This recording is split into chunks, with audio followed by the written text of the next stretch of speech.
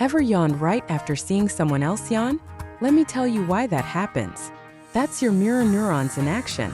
These amazing neurons in our brain fire not just when we do something, but also when we see someone else doing it. Whether it's yawning, smiling, or even feeling what someone else is going through, mirror neurons help us mirror the actions and emotions of others. Scientists believe that mirror neurons are key to empathy and social connections. They allow us to understand and even feel what others are experiencing. So, the next time you catch yourself yawning after someone else, don't worry, it's just your brain being super empathetic. Want more fun, science-backed facts? Don't forget to like, share, and subscribe for more.